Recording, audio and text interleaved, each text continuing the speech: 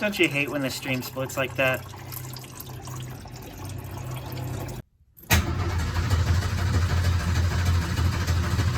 Welcome to Dirt, Sweat, and Gears, your automotive merry-go-round of misery. We're here with the Prelude this week, and I gotta say, I'm actually kind of excited to work on this. And let me tell you why. If you've been following my videos from the past few weeks, you know I kind of don't know what I'm doing. I spent a lot of money on the Miata and on the Jeep lately, trying to fix things that could have been fixed for much cheaper or even free. And it hurts. I went through a lot of money. If you don't know what you're doing, it can get expensive. But thankfully, I'm learning a lot, and I do intend to keep these cars around for a while. So it's really not that big of an issue. However, I kind of need a break, and at least financially. Now, that's not to say Preludes are cheap to work on. They aren't necessarily, but I know what I'm doing here. I know what's wrong with this thing, and I know how to fix it. Why? Because I've done it at least 2 times in the past. I have turned almost every bolt in this car, most of them more than once. So let's talk about the work I have coming up. I am leaking oil, and I am leaking coolant, and I am leaking power steering fluid, and I want to fix all of that in this car before I reach 300,000 miles.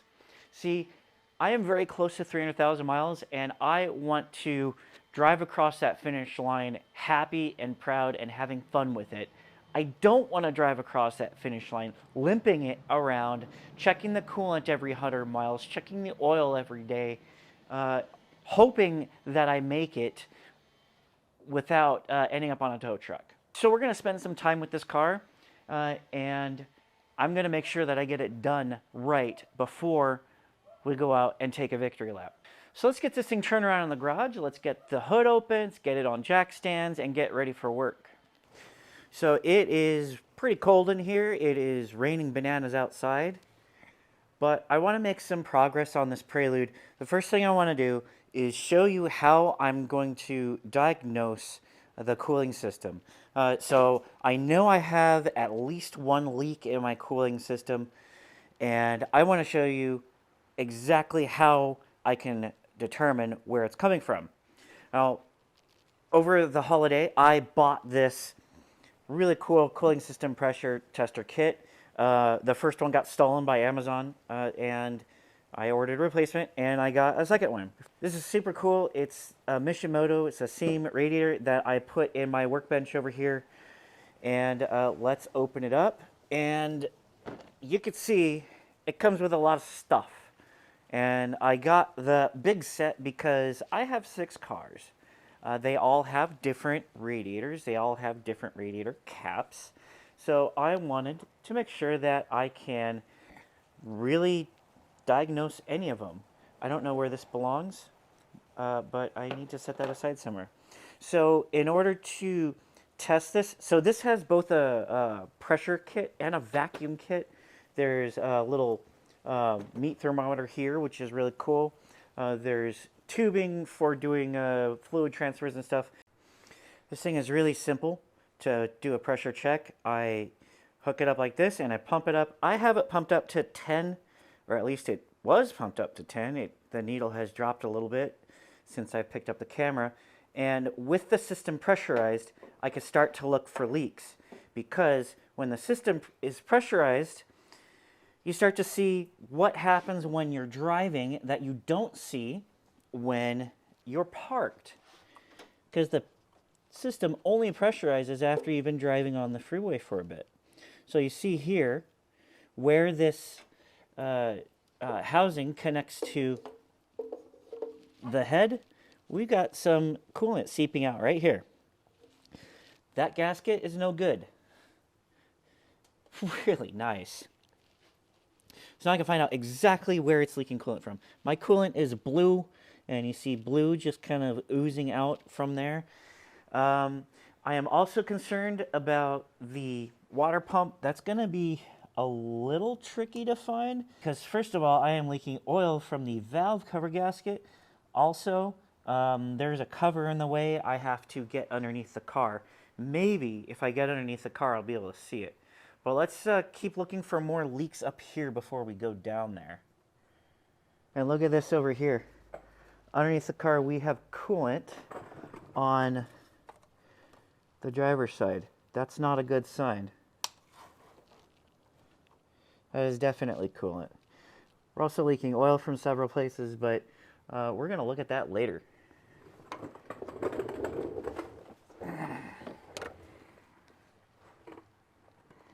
You see that there? Oh yeah, that's blue. My water pump is leaking for sure. All right, now I'm comfortable with doing a timing belt because I know I need it.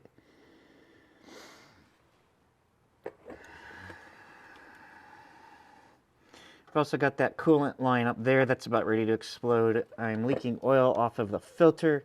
I may as well replace the filter housing seal if I'm going to take all of this crap apart.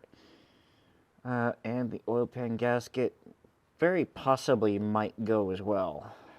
But I want to do the stuff up top first before I start doing stuff under here. As you can see, I've begun working on the Prelude. I've got my JDM hood prop there and my garage door opener to bring some light into the garage. So I've begun working on the passenger side, and I really just kind of wanted to go from left to right through this whole thing. So I started over here with the thermostat housing, took that all apart, took the thermostat out, took the distributor and the cam angle sensor off. Intake is off, obviously. Disconnected a hose, disconnected the high pressure power steering line. I'm also trying to clean up as good as I can. I'm not putting too much into it. I just want to know that I have a B20A5 and not a chunk of goop. Let's go take a look at the parts that I've removed over at the bench. My God, this is just a night mirror. A night mirror. Okay. So over here at my very well lit bench, I've got the cam angle sensor and the distributor. So one of the things I noticed is that cam angle sensor and the distributor are both leaking oil, and I think I know why. This seal just, it's not really doing it. I think this is the wrong seal. I don't know if it's the wrong seal or if it is just underperforming. So I went ahead and bought OEM Honda, genuine Honda seals for this thing on eBay. They're not a sponsor. I wish they would sponsor me. I wish I had sponsors. But I did buy it on eBay, and it will arrive hopefully soon. So I've cleaned up the cam angle sensor. I've cleaned up the distributor and the water pump housing. So I'm not going full Tyson Hughie on these parts because I really just want to make it look like I give a damn. You really need to check out Tyson's cars. They are so clean that when you work on the engine, you have to wear gloves. Not because you could get your hands dirty, but because you don't want to get the engine dirty. They are just immaculate, ridiculous. That is an attention to detail that I don't have. Definitely check out his channel. He also has a Prelude, a red one that he road trips. It does have a lot of miles on it, and he has done some amazing things to clean that car up and to make it just a beautiful piece. Something that my car will never have. The same with Mike from Oh Yeah About That. He regularly comments on my channel, and he actually has a Prelude of his own. It has a lot of miles on it, and it is just really, really clean. It is cleaner than my car will ever be. So first of all, I've removed the valve cover. And also, I want to point out that I removed the strut tower bar. This can be done without removing the strut tower bar. I've done it before, but it's easy enough, and it makes things so much easier to maneuver around. So I figured I'll just pull it up, and it is not a problem to work on. So first of all, let's take a look at the valve train. Now, I know I talked about how my cars are not clean, but this is the one aspect of my car being clean that I am actually very proud of. This car has 300,000 miles on it, almost. And look at how clean the cylinder head is. Now, I did do a head gasket, but that was almost 100,000 miles ago. This is really, really, really clean, and I am really proud of it. Obviously, the oil does need to be changed. You can tell by the darkness in the oil. It is just regular oil change intervals. It is due. Now that I've gotten all of the hardware off to the side here out of the way, I got the cruise control module sitting out there. Obviously, I do need to do some cleanup. And one thing I noticed here, my motor mount is more of a suggestion. So I need to replace my motor mount, and I'm dropping my light. So I need to replace that motor mount because I am not going to put it back like that. That's terrible. And I may want to take a look at my passenger side because it is the same age. And by the same age, I mean original. I think I want to replace that one as well. I'm going to go ahead and do that later because I can do the timing belt first, put that side back together, and then work my way over here. But I'll go ahead and buy them at the same time. The front and rear I did replace probably 15 years ago. And I think they're still healthy. The motor doesn't kick back and forth very much, which is why I replaced it in the first place. The motor was rocking too much. So let's put that where it belongs. Hey, look, I found another use for my motorcycle jack. This is really cool. So as you can see, I was able to remove the timing belt, the harmonic balancer, and all of the stuff associated with it. And behind it, it is pretty freaking disgusting back here. I got a lot of cleanup to do. I do not have enough carb cleaner to do this job. I am putting that on the list of things to go buy. That's really, really gross. I know I am not trying to turn this into a show car, but that is unacceptable. It's just unacceptable. You can tell I am leaking lots of stuff that is coming through the side of this engine here. It does not appear that I'm leaking from the front main seal, although I will be replacing that. If you're trying to remove a harmonic balancer, specifically the crankshaft pulley bolt, without an impact, I have some advice for you. Don't. I used this kick-ass Milwaukee Fuel impact mostly. I did try it with my breaker bar and a long extension. And let me show you why you should not use anything other than an impact to remove that. There are several methods that involve strapping something around the pulley itself. And I, in the past, have used a chain wrench. You can see the chain wrench in my pile of tools down here. So in the past, I have used a chain wrench, and I noticed this little thing here. This little guy right there. That matches up to the teeth of the chain wrench. So what happens is you wrap the chain wrench around it, and the teeth kind of bite into it as you're putting pressure onto the breaker bar. That's just not a good way to do it. You do not want to put force on this thing. And you can see I've bit into it more than once.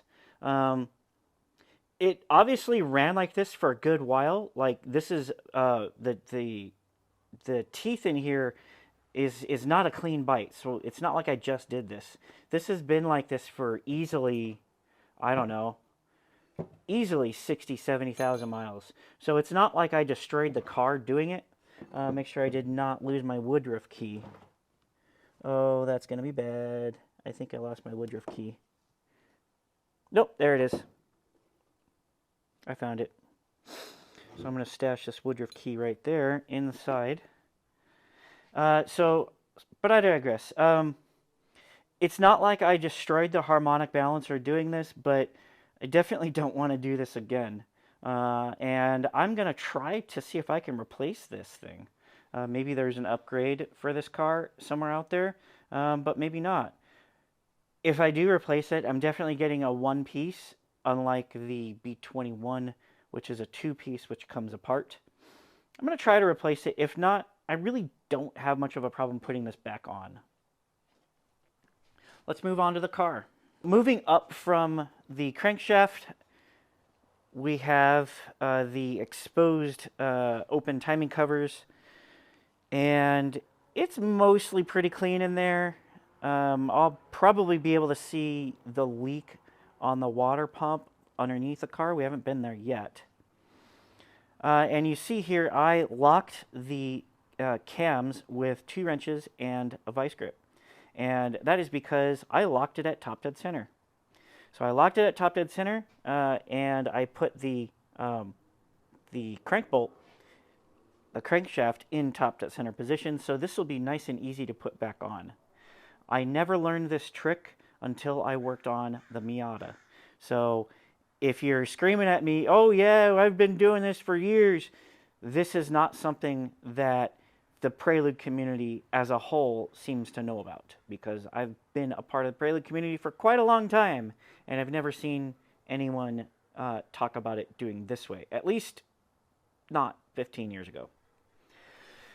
So down here, I've got the timing belt tensioner. I'm going to be replacing that. I've got the sprocket, which will come off, and I'll replace the front main seal, which is what it's called, the crankshaft seal. Also going to replace the camshaft seals up at the top. And I'm considering, just for giggles, replacing the idler pulley for the power steering pump. So next we're going to be focusing on all of the hoses that need to be replaced. I'm going to try to take them all off and collect them together and match them up all at once. I'm going to start with the power steering since it fits in this general area. And once I remove these hoses, I'll be done in this area and can move on underneath the car and behind the engine. One thing I have to do is reinstall the old motor mount. And that is because if I'm going to go under the car, I want that motor to be hanging there. I don't want to have to support it with a jack. You're probably asking the question right now, why would I need to remove the bumper to do this work? And that's a good question with a very stupid answer. It's actually a bit of a domino effect of stupidity. The first thing that happened when I tried to remove the cam gears, I went to undo the bolt, and my little funny contraption for holding the cam gears together just fell right off. So it's not the end of the world. It just makes timing this car 1,000 times more difficult, because getting these things to line up with the engine's gangstoline. By the way, if you've owned this car in the early 2000s, you know the 15-degree tilt backward is called gangstoline. So anyway, I go to remove the cam gears, and I dropped a woodruff key. I felt it starting to slip as I was pulling it off, and I went, oh no, I better not let this drop on the ground because I'll never be able to find it. Well, it dropped somewhere around here, and I couldn't find it. Turns out it had actually dropped right there. And I went to go retrieve it, and it fell down. And so when I went to go look for it, I realized I have to remove the bumper. So after a little bit of yelling, I decided to just accept reality, remove the bumper, and just to start removing things until the woodruff key fell. And eventually it did after I got the fender liner about halfway out. So I rescued the woodruff key for the cam gear. I labeled the cam gears just in case. I don't know if they're different, but if they are, I won't get them wrong this time, because I put a very legible E on this one and I put nothing on this one. So I have to just deduce that this is intake, because that's the only other option. While I procrastinate, not wanting to go underneath the car, let's take a look at the timing belt that I removed. So at first glance, it does look not bad. There are, when you flip it over, you can see there's a couple of signs that it might be starting to wear. Like, it's definitely not new. It's not ready to snap, but I would say that this is, it's time. You know, get ahead of it.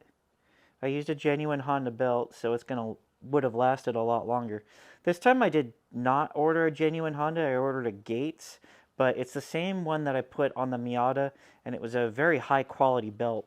So I think it's going to do just fine. And it's not like I'm going to drive 100,000 miles on that belt either. I didn't put nearly 100,000 on this one. I put maybe 60,000. And that's just because I don't drive this car that often. All right, let's stop putting off the inevitable. Let's go under the car. Look at how nasty this is. You see, there's like a 1/4 inch of crap just caked on top of this crossmember here. I'm going to take this outside and wire wheel it. Maybe I can clean this up. I might have to repaint it, but that's perfectly fine.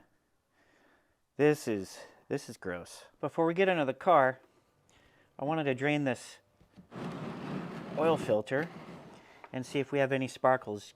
Kind of like how we did on the Miata, just with the Prelude. Now, I didn't see anything out of the ordinary when I was draining it, but you never know.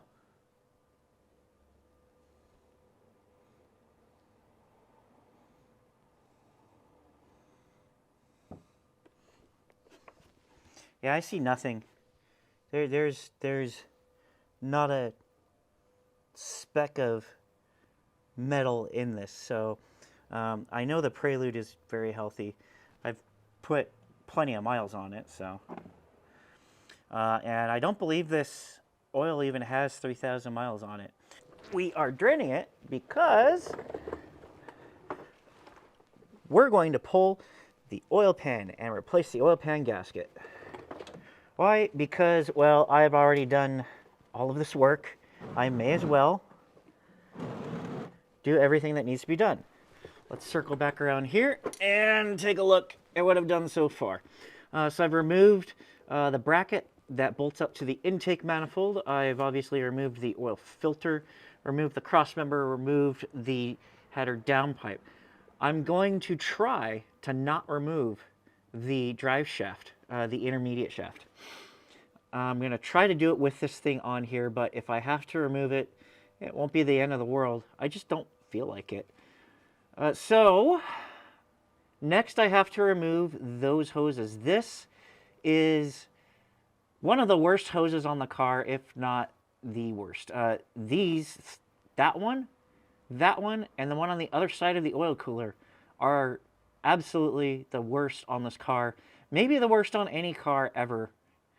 It's bad. It's really hard to get to, really hard to reach. I can't even pull that clip off because it gets stuck on the bloated hose itself. So I'm going to need to cut the hose right before where it's bloated, pull the hose off, and then hopefully I can get the clip off from there.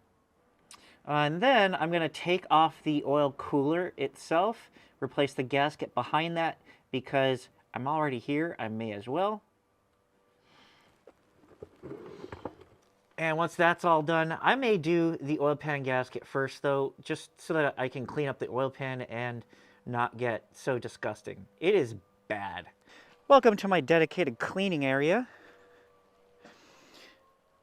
You can see here, it's not perfect, but it is certainly less embarrassing. There are plenty of scratches from some of the adventures that I've had in this car, the number of adventures. So I'm going to go ahead and spray on some basic primer paint, and then this will be ready to go back on.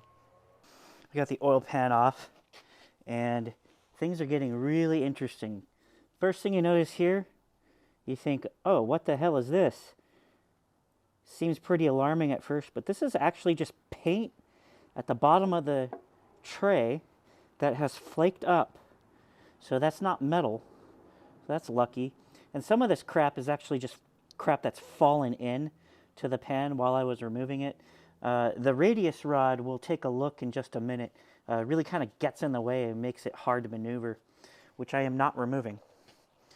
But before we go and take a look at the engine itself, I just want to show you how many miles this car has.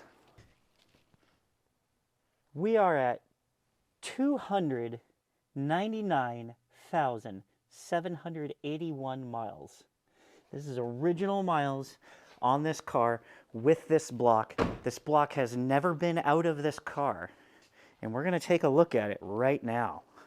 Now that I have the tray off and the oil pickup tube, it really shows this off so much better. So the oil pickup tube is going to need an O-ring. It's kind of funny that it has an O-ring. I guess it's to keep the oil from getting out and mixing with the oil. But I guess it could affect oil pressure if it doesn't have a good seal, so I am going to replace that. You see the oil pan gasket. It mostly did its job, but it's definitely ready to be replaced. So with that out of the way, let's look at the fun stuff. You can see in each and every cylinder, you can see here that there are some areas like down there where it's really dark that this car wasn't always taken care of. You know, it's definitely had some rough times, but those times are long in its past because where it counts, up in the cylinders, up on the rods, the pistons, it's all very, very nice. I am really happy with how this car looks at 300,000 miles. Are you kidding me? This is incredible. So next I have to remove the current gasket. I have to prep both mating surfaces. I have to clean up the oil pan and get this thing ready for a new gasket. So if you're familiar with what a third generation Prelude oil pan is supposed to look like, you've probably got some concerns right now. I understand. So as I was cleaning this up, I revealed some things about my car's past that I lived through and apparently forgot. And the first being that I definitely had some adventures. This is quite dented. I think this is supposed to be there because that clears the radius rod, but I don't think it's supposed to be dented there. I don't think it's supposed to be dented there or there. It is quite dented. I know that's supposed to be there. That's definitely not supposed to be there. I'll get to that in just a minute. You may notice that there's two spots of random goop, and that goop is long solidified. And what happened here? Well, we're going to talk about the drain plug first. So first, these oil pans are not very good at holding drain bolts. I say that because if you torque these 1 foot over spec, you're going to twist the metal. You may even twist the metal torquing this to spec. This is aluminum, so it warps over time. Over time, it weakens, and you're going to change your oil one day. You're going to use the Honda-approved crush washer, like I do, and you're just going to twist right through it. So this was my solution to that. I knew a guy that was a welder up the street. I took this out to him, got a grade 8 bolt and a grade 8 nut, and he welded the nut to the oil pan, and just for good measure, I slapped a whole bunch of JB Weld around it just to make damn hell-ass sure that it wasn't going to leak. Which brings me to this side. Well, why might this side have JB Weld? Let's flip this over for a second.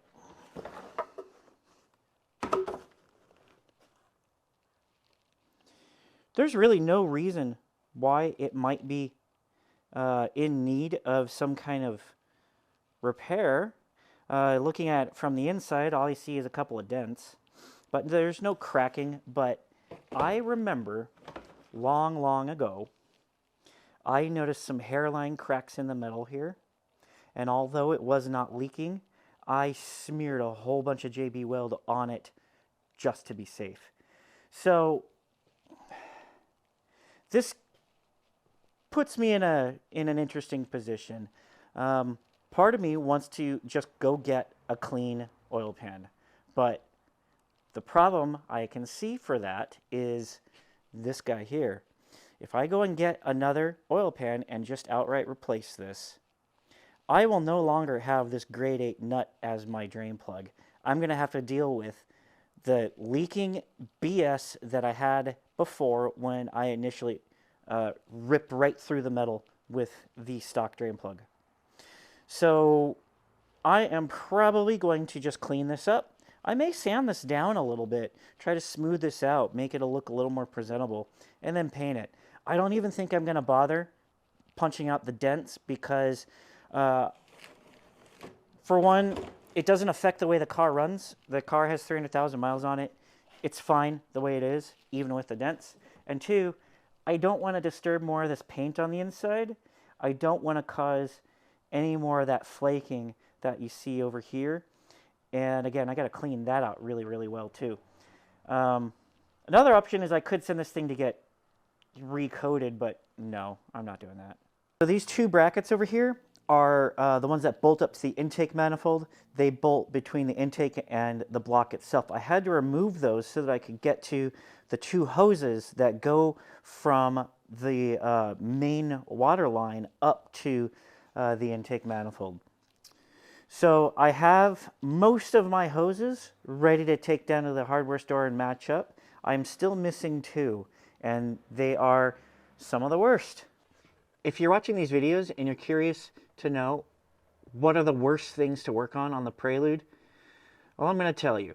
It's anything to do with the cooling system and anything to do with the power steering system. These are the most complex systems I have ever seen. I'm sure there's worse, but this is by far the worst, especially in Honda early 90s lineup. So let's take a look at what I've done here. I've removed, you can see off to the right, there's a hose sticking out of the water main line, and off to the left. I managed to get those out, and now I need to get the oil cooler off. So I've got this line here. This won't be too hard, but there's another one which you could barely even see on camera. I can't see it at all. Up at the top there. That little line there is, I don't know, 2 inches long. And one of the spring clamps for this thing is in such a position that I just can't remove it. There is one spring clamp that is in a way that I can reach it, and that's the one that goes into the block. And I don't know if you can see it, but it is just to the left of the oil pressure sensor wire. So I have to try to pull that off, and then these will go pretty easy. And then there's this nut here. I believe it's, I don't know, I'm just going to use a crescent wrench. Pull that off, and then I'll be able to get this oil cooler off. I'll be able to replace these hoses, replace the seal behind it, and then I can begin reassembly. Oh, finally. Finally, I got the oil cooler hoses off. There's the oil cooler over there, and these are the hoses. I really don't have any advice for you on this one. There's no way to make this not suck unless you tear the entire motor down. You would have to take the head off in order to make this easily accessible. In fact, that's the last time that I did this work. That is the last time I replaced these hoses, was when I did a head gasket on this car. But I'm not going to do a head gasket on this car in this project because I don't need to. So this was really difficult. I used needle nose pliers. I used bent needle nose and a razor knife, and I smashed my hands probably 300 times.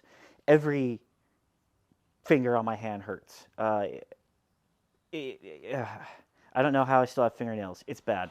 It hurts. It sucks. But it's done. So now I can match up these hoses at the auto parts store and begin to put this back together. So now that we've more or less completed disassembly, we're going to wrap it up and call that a video. Next week, we're going to focus on cleaning up, preparing things for reassembly. We're going to do my little polyurethane project that I talked about.